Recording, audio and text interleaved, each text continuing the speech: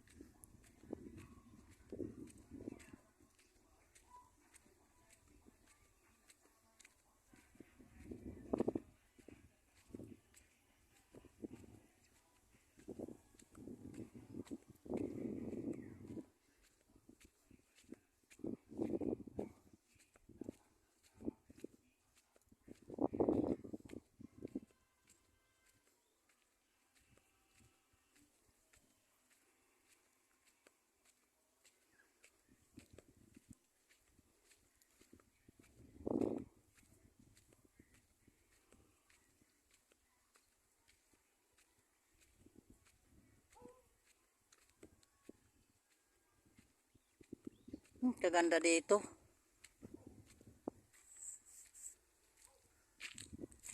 Ang ganda ng bahay oh.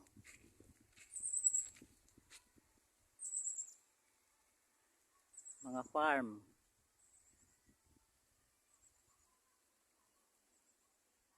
Ba?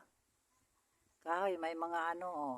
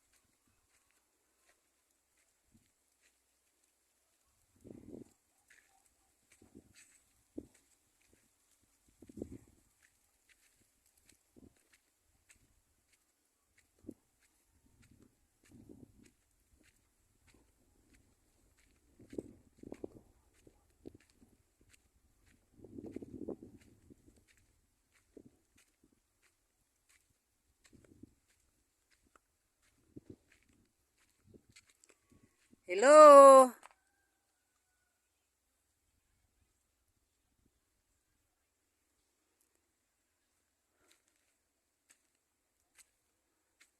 May tao ba?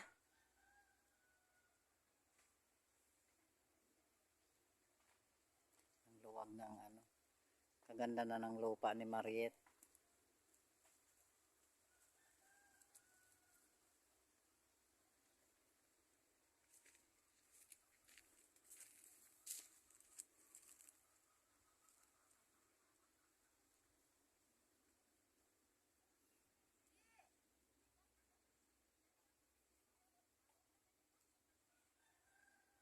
May tao pala eh.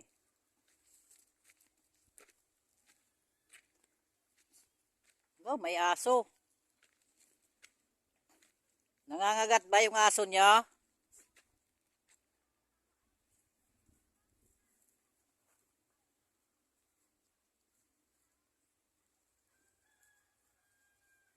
Ayan o, yung aso may bantay.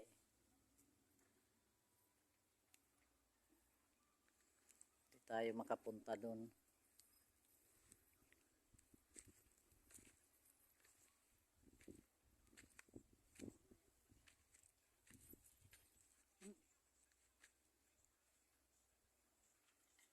Papayat. Ang yayat pa.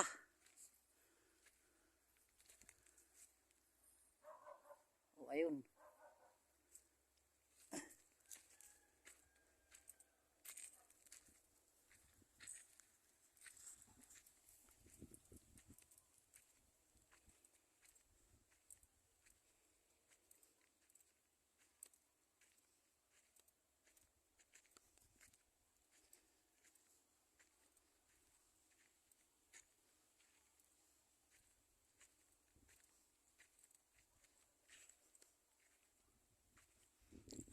Ayan yung ano. Bulldozer.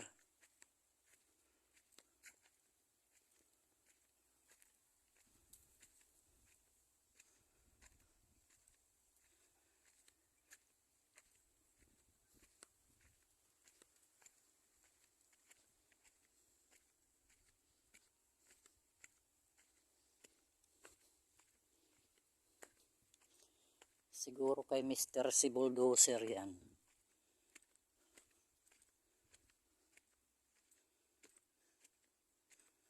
Oh.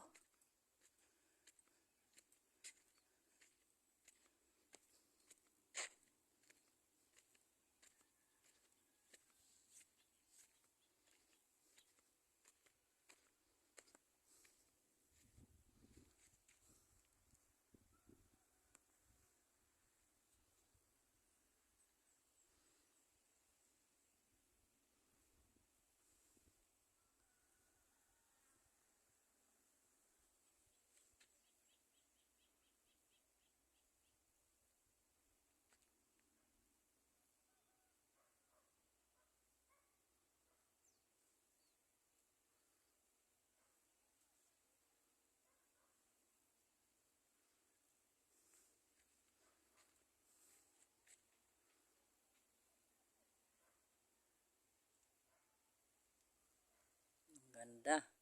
Talagang tanaw na tanaw hanggang doon.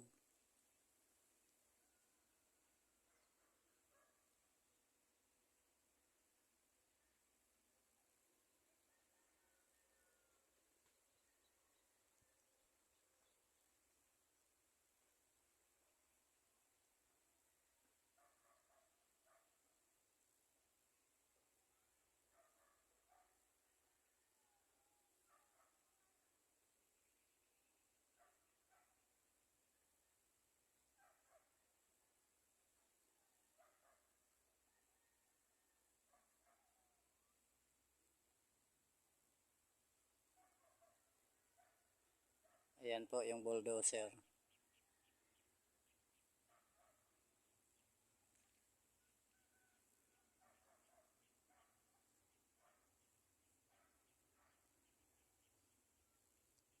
Mga farm.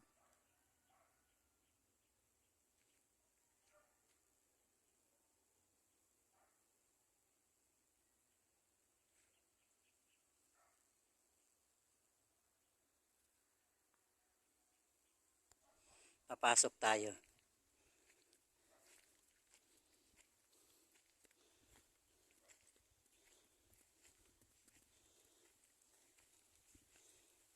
Kanina pa ako hilo ng hilo eh. Kumusta na kayo? Ano nang kabuhayan nyo? Saan kayo galing? Nagbibidyo ako. Ano mo si Ate Marieta? Hindi nagtitik siya sa akin. Ay, hindi nag-ano? Oo. Wala nga akong balik pa eh. Kala ko pupunta siya ng Pasko.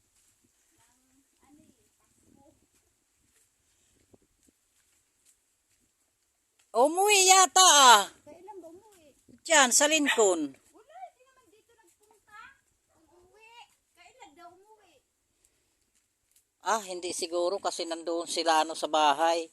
Nung dumating yung pamangkin ko galing sa ibang bansa.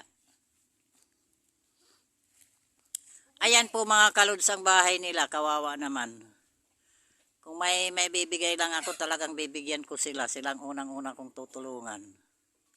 Kaso wala pa naman ako sinisweldo.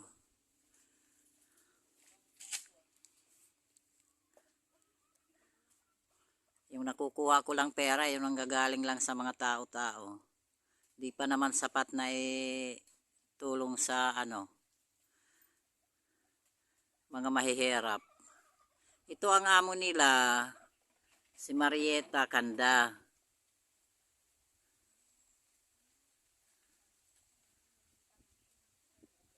Si Marieta, pamangkin ko yan. Kaya lang hindi naman umuwi si Marieta ngayong nung December. Diyan po sila. Di ilang araw naman, walang pasok. Simula bukas, 24 to 30. Di nag-aaral yung anak mong yan? Nag-aaral po sila. Half day lang tong panganay ko. Grade 10. Di pumasok. Half day lang siya, mamaya papasok. Oo kasi Una po. exam nila exam. Lunes, Martes ang exam nila. Yung tatlo kong elementary, pumasok ngayon. Ah, Wala na silang pasok. Ito, half day lang si Emma. kung nagagawi kayo doon nung Pasko, doon Hindi sa ko alam yung bahay nyo eh. Peoples, nung Pasko, nung pagdating ng pamangkin ko galing sa ibang bansa, Nung New Year na lang kami diyan kay Kuya Neri, doon sa Peoples. ay bababa kayo doon. Pababa pa ng kalsada. Naki-New Year lang kami doon. Wala naman kaming handa New Year. Nakikain na lang kami doon. Kay Kuya Neri, birthday nung kambal ng anak ng apo niya. Nabigyan ba naman kayo ng ng barangay? Yung ayuda? Oo. Opo. Bumaba ako. Yung spaghetti lang, tsaka yung may ham. Oo. Ganun lang. Pag may ayuda lang, doon lang kami nabibigyan. Pero yung yung ibang pinansyal, wala. Oo, wala naman yan kasi di ka pa naman senior eh. Opo. Senior lang binibigyan. Pag nakakababa lang ako sa baba, doon ko lang nalalaman kung may ayuda. Pag hinahatid ko lang yung mga anak ko sa sa school, doon ko lang malalaman. Isang beses lang ako nakakuha noon. Nung 24 lang, December 24. Si Eric, wala contraction pa rin eh. Sahod niya, lang, 420. Isang araw. Okay na yan. Kasama yan ni yung dyan. Ni Mr. C. Oo. Sana nga may magbigay ng ayuda sa akin yung yero eh. Tagpi lang yung bubong ko oh. Iniisip ko na naman, tag-ulan na naman. Panalangin mo na lang na sumeldo ako dito sa ginagawa kong ito. Yung bubong pa rin yan ni Ate Marieta. Wala naman akong kakayanan na bumili ng yero. Pero okay na yan. Pag umuulan, dyan na lang kayo. Pag walang ulan, kahit lang dapat luna, kung may magbibigay sa inyo ng luna sa bahay na yan. Kung may makakakita sa Magbigay eh. makakakita sa video ko, natulungan sila. Sila yung nadaanan ko na nandito sa bundok, sa farm. Pero nung nakaraan, pumunta na rin ako dito. Tapos binalikan ko sila, walang tao. Kaya ngayon nagbakasakali na naman ako na pumunta dito. Buti nga naabutan mo ko. Pag may luna akong ibibigay, bibigyan ko kayo. Wala pa naman akong luna na ano ngayon. Oo nga eh. May luna ako noon, napakalapad, sobra-sobra ang lapad. Kaya lang, nung bumalik ako dito, wala kayo. Naglalabas siguro ako dun sa may balon. Kasi intriga ko na yan sana, napakalapad yan. Oo nga eh. Ano yan, Salamat. yung bahay nyo dyan, hanggang dito sa may yero, Abot doon. abot, hanggang doon abot. Hanggang sa lutuan. Ngayon, ang ginawa ko, dahil di ko naman kayo na abutan, ibinigay ko na lang sa iba. Ay, sayang. Sa iba ko na ibinigay. Kasi ayaw ko nag-i-stack sa bahay. Maliit lang din ang bahay ko. Hindi ko alam yung bahay mo dun eh. Di, tanong mo lang kay kuya. Kay Kuya Neri. Oo. Asan ka mo yung Kami. Asan ka mo yung bahay ni Kuya Rene? Oo. Sana nga dumating si Ate Marieta eh. Para makita niya uli tong ano niya, lote niya. Maganda na nga, puno ng tanim. Yun doon, may mga tanim na rin. Pag wala nang pasok si Eric, pag hindi uli siya nakapasok sa trabaho, on call lang kasi trabaho niya eh. Tatabasin uli namin yung mga damo-damo, tataniman namin ng mga saging uli. May mga saging na yan, kaya lang pupunuan uli namin. Para yung may-ari, matuwa naman. Wala naman kayo wala naman kayo cellphone. Wala.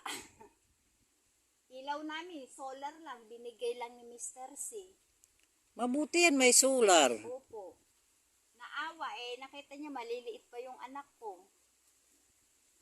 Ay mabait naman yan si Mr. C. Mabait nga. Nung New Year nga, nagbigay ng ham eh. Pamasko niya sa mga trabador. Sa baba. Ham. Tapos yung si Architect Spaghetti. Kaya papaano. Kung napuntahan ko kayo dito nung kasi di ko rin alam nung December 15, di ko rin alam nung pumunta ako dito, di ba pumunta ako dito? Oo. Nung araw na pumunta ako dito, imbitahin ko na sana kayo sa birthday ko. Kasi dumating yung pamangkin ko ng 12. Opo. Birthday ko ng December 15. Iyan naman, di ko rin alam na surprise ang handa nila sa akin. Pero may handa din ako. Iimbitahin ko sana kayo. Opo. Kaya lang, wala kayo dito nung pumunta ako. Pumunta ako dito ng December 10. Oo, wala nga po kami. Nandun kami sa may baba. Pinabinyagan ko yung anak ko, yung dalawang babae, wala pa kasi binyag yun eh, yung grade 2 tsaka grade 4 ko, wala pa binyag yun. Ayun, sa awa ng Diyos, nung nakarang taon na binyagan, nilibre lang kami ni Father. Inano lang ako ng pamangkin ko, sinurprise ako, ang daming handa na ibinigay sa akin. Ang bait naman. Bata pa yung manok. May tahid na pinutulan lang. Matanda na po siya, siya yung pinakamatandang tatay dyan. Mabait nga po yan eh. Yan, pag wala kami pang ulam, magkakatay na lang kami ng manok. Kung marami kang manok. Oo, kaya lang 7 piraso na lang. Ayan yung manok niya. Buti nga may 7 peraso kang manok. Mangingitlog na naman siya. Ano ba ang ipinangpuputol sa tahid? Ano lang po yung Ano, lagaring bakal. Lalagariin ko nga rin yung tahid ng yung manok ko. Yung Oo, mga... kasi pag natusok ka yun, butas yung kamay mo. Hindi, kasi nag-aano din yan ng bubulog. Nabulog nga ni, oh. Pero mas malaki dyan. Dakuon. 5 kilo yun. Ay, daraguon na. Kaya nanghihinayang nga ako katayin yan. Wala namang babae. Naku, marami. Ang babae kong manok, ilan bang naglilimlim, dadalawa.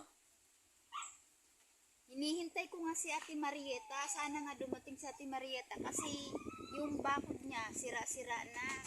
Pinapalit-palitan na lang namin ng pang hali-haligi. Nangangalap na lang kami dyan sa bundok-bundok yung kawati. Ayan nga, sinuro nila, nadamay yung bakod namin. Tinayo na lang ni Eric. Pati hanggang doon, Pag wala nga trabaho si Eric, itatayo ulit yung poste, Mga bulok-bulok na yung mga poste na tinayo nila, Michael, nila Kuya Rolly. Kailangan palitan na. Daming tanim nyo dito. Saging lang, panalong-panalo na kayo. Tinaniman ko rin yan ng mga avocado. Kaya pag lumaki-laki yan, matutuwa si Ate Marieta. May avocado na, may langka, may rambutan, may mga tanim na dyan. Hindi dapat may isang banda na hindi nyo tataniman ng mga kahoy para may pagtataniman kayo ng mga Yung gulay-gulay. mga gulay-gulay, mga kamuting kahoy, kamuting baging. Dito na lang po, kinakalat ko. Ngayon wala nang kamuting Doon kahoy. sa kabila. Yung kamuting Dyan, kahoy, dyan. tataniman namin. Dyan. Opo. O yan. Tataniman namin yan ng mga kamuting. Di ba may bahay pa yan doon sa baba? Opo. Hindi na yung kay Ate Marieta, doon yung sa Oo nga, saan sila dadaan na? Dito, doon sa kabila. Doon. Kasi dati dito yan dumadaan eh. Oo nga. Ay, sinarado na ni Kuya Rolly.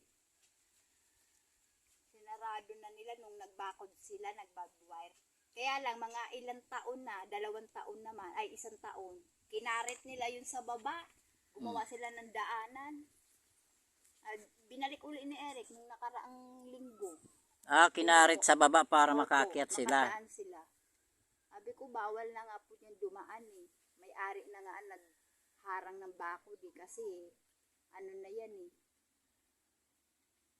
Kung hanggang saan yung bakod.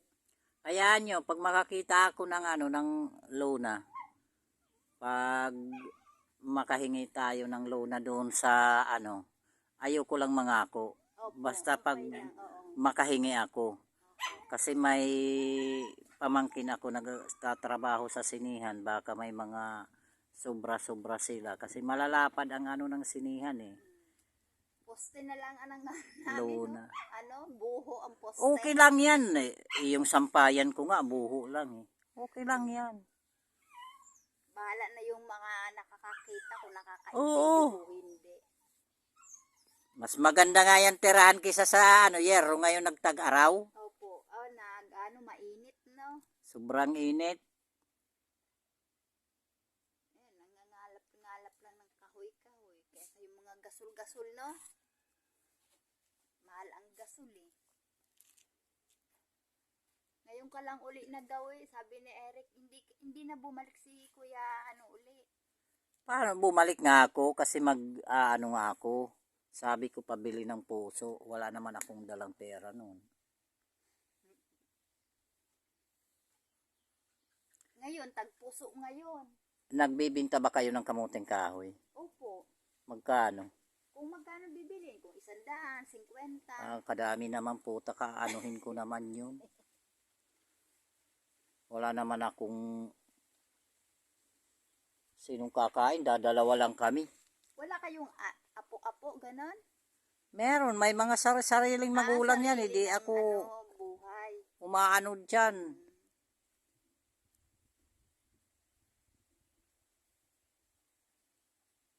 Dapat nung nakaraang buwan, nagbulot ako, nagtinda ako dun sa nagsuman ako. Nung nakaraan linggo, kaya nakita mo, dami kong pinagbunutan. Kahoy. Yung puso nyo, magkano namang tindan nyo? 30. Pag malaki, 50. Ganun. Opo. Kailang wala na nga puso ngayon. Pinuso nung nakaraan linggo ni Eric. May mga pato pala kayo. Ang nag-ano sa akin ng puso si ano, si Tinoy